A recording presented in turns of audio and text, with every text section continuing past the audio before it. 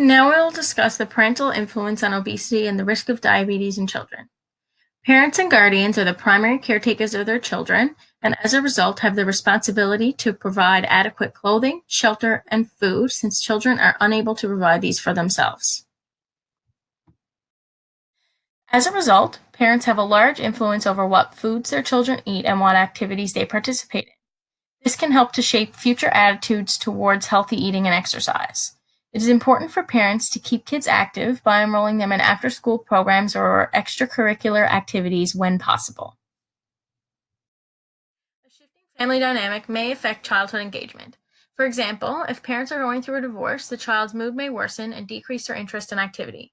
To increase involvement, instead of leaving children at home after school and during the summer, parents can enroll their children in after-school programs and summer camps where there are organized games that they can play with other children their age. Many parents have hectic work and home lives that they must balance with little leisure time. This may lead them to purchase video games and let their children watch television, which encourages them towards sedentary engagement while parents continue their duties. Doing so may lead to less physical activity time for children, which in turn can lead to obesity and potentially diabetes. Even before a baby is formed, the mother may have an impact on her child through the way she cares for herself. According to the Complete Skinny on Obesity, if a mother is obese, she may be predisposing the baby to be obese as well. The mother's diet determines a baby's amount of insulin, which in turn determines the baby's amount of fat.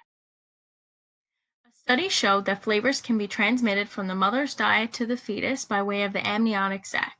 In this study, mothers drank carrot juice during either their final trimester or during lactation, while a control group drank water during both periods. It was found that babies who were exposed to carrot juice in either their final trimester via the amniotic sac or during lactation made fewer negative facial expressions when introduced to carrot-flavored cereal as opposed to plain cereal. Babies whose mothers drank only water experienced no such effect. The importance of physical activity. Physical activity is critically important to overall health, wellness, and quality of life. There are many great benefits to a person's body and mind. However, we have seen worrying trends related to youth engagement in physical activity recently. Statistics Canada reports that only 33% of adults and over 50% of Canadian children are not getting the recommended amount of physical activity every week.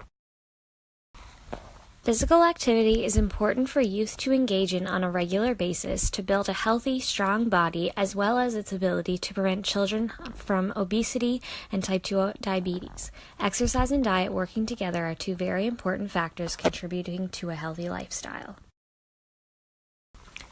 Physical activity can be executed in many different ways, but includes any action that is executed when awake or in movement. In order for a person to avoid being overweight or obese, the physical activity in which they participate must expend enough energy to offset the calories that they intake through the foods they eat. Physical activity is important from birth and is essential throughout the developmental years. A lack of physical activity in infancy has been shown to be a better way to predict obesity than caloric intake. In various studies of diverse children with obesity, it was shown that those with type 2 diabetes were the ones who were more sedentary and less physically active.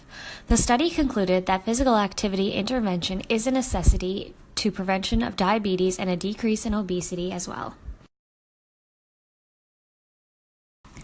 Systematically, a child's opportunities to engage in recreational physical activity have decreased in places like schools and been replaced by inactivity. For example, schools in America began cutting subjects and breaks in order to create more time for subjects like reading and mathematics at the expense of arts, recess, and physical education. As we have shown, living a healthy life involves being active on a regular basis. Without it, a person develops dangerous signs or increased risks that manifest over time.